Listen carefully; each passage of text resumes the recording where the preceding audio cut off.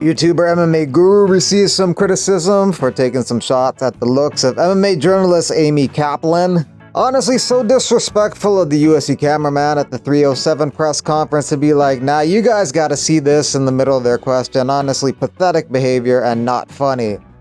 MMA content creator and also an employee of the UFC, Nina Drama, was one of the people who came back at MMA Guru. I've been keeping my mouth shut about this clout-chasing vermin since I started with the UFC, and he hasn't been able to keep my name out of his mouth, crying about me like a little bitch on the internet. But for Amy, I had to speak up. This is what makes you so indecent and despicable, so much so I had to say something. This is the reason why you'll never make it out of that stale basement doing internet interview calls for the rest of your life, prostituting yourself for donations that don't even cover a premium Zoom account. Trust me, everyone at the UFC knows who you are because all the rumors and lies you spread for clicks and views. You owe Photo Amy an apology, and while you're at it, apologize to yourself for turning out to a less than human and excrement stain on society, and the reason another person is going to sleep feeling devalued and violated. She received some support for that, but there's also some people saying she should keep that same energy for Sean Strickland. To be fair, Strickland says and has said way worse than him, and you're best friends with him. This your best friend? Why are you mad now? Talking about Strickland said in the past. Here's why I don't trust fat people. Fat people are hard to look at, sweaty all the time. You struggle to do anything in life, especially eating. You betray your arteries for sugar. You betray me for less. And this is why I prefer to remain behind the camera in the 10 plus years of covering the UFC and don't speak at the press conferences. Don't forget that everyone deserves respect, even people you don't find attractive. Michael Bisping is supportive of her. Keep up the great work, Amy Kaplan, and ignore the negative prick. All 24 fighters on Saturday's card made weight. This is news because usually somebody is off. It's very rare everyone's on point. There's always some fight in jeopardy due to somebody missing weight or somebody so fucked up from the weight cut they get cut from the card. There's a new UFC weigh-in policy. There's a 2-hour window for fighters to make weight. Everybody has to weigh in the first hour. If a fighter misses weight and the doctor says they're fit to continue to try and cut weight, they can weigh in as many times as they want in the second hour, but they only have that second hour to make weight.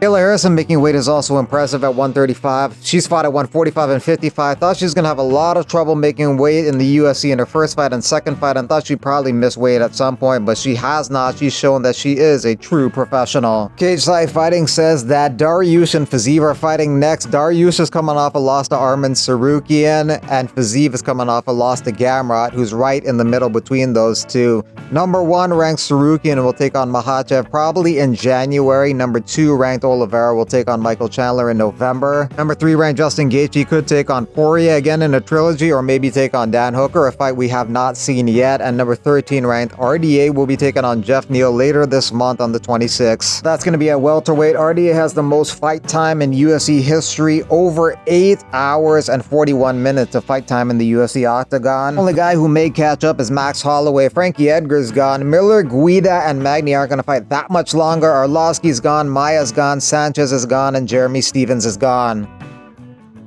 Gilbert Burns and Jose Aldo are both listed as 38, but Gilbert Burns is a little bit older. Gilbert Burns thinks that documentation of Jose Aldo's age is incorrect because he recalls being older than him when they were younger, and now Gilbert Burns is somehow older than him. So he thinks Aldo is closer to 40, which makes it all the more impressive. He's beating ranked guys and ranked number 10 in the bantamweight division.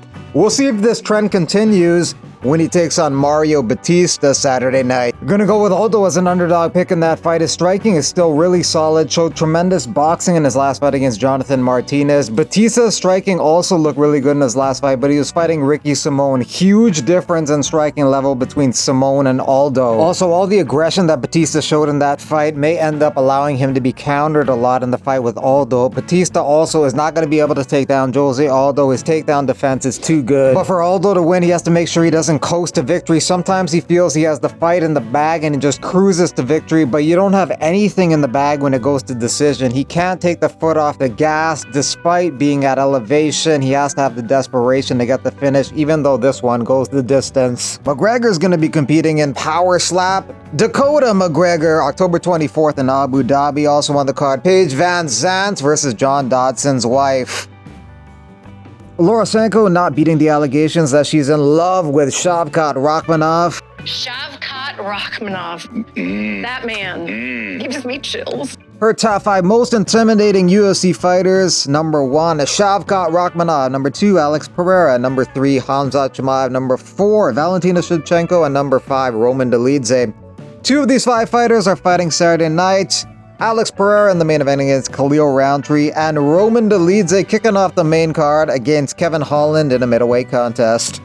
Dricus, Duplessis' coach, while speaking with Submission Radio, says that he thinks that Dricus' next fight is going to be in February in Sydney. He thinks that he's going to end up fighting Robert Whittaker because he thinks Whittaker is going to beat Khamzat later this month and get a title shot from that against Dricus. In that scenario, Strickland won't get a title shot and will have to fight somebody else.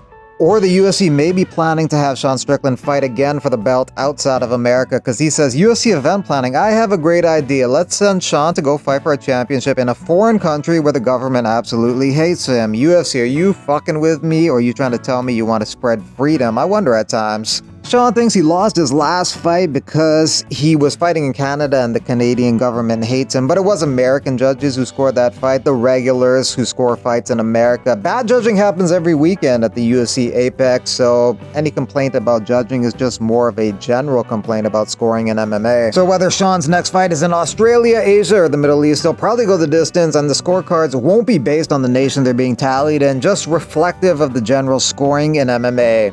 On the subject of Khalil Rountree not shooting for takedowns and wanting to stand with Alex Pereira solely, Alex Pereira is literally making a career out of people's egos getting in the way of a good game plan. You cannot stand with that man. That's the real magic that Pereira's been able to do, thinking they can stand but making them fall, thinking they're doing well in the striking and they're off the hook before they get slept with that left hook.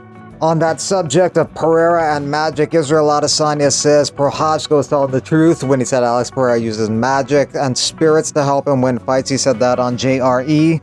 That whole thing Yuri said about the juju thing, that's real, that's his spirit, his ancestors, or his people praying for him, the way he carries himself. There's just something about him. He knows how to recover well. Alex is so good, he leaves a lot of people thinking there's no scientific explanation for his skill set that is based on the material world. One left hook from Alex and you're no longer able to explain things from this physical realm. We'll see how Khalil feels and reacts after 5 rounds, well, probably not 5 rounds, but after fighting Alex Saturday night. Basil Hafez is going to be taking on Oban Elliott November 16th, UFC 309 Madison Square Garden in New York City. Oban Elliott has won 5 in a row, but they've all been decisions. Basil Hafez is coming off a victory over Mickey Gall. Before that, he had a crazy fight with Jack Della Maddalena. He took that on really short notice and did really well considering all those circumstances and lost a split decision. Sometimes he fights like a crazy person, throwing a tremendous volume of strikes from every which way, but that's what makes his fights entertaining.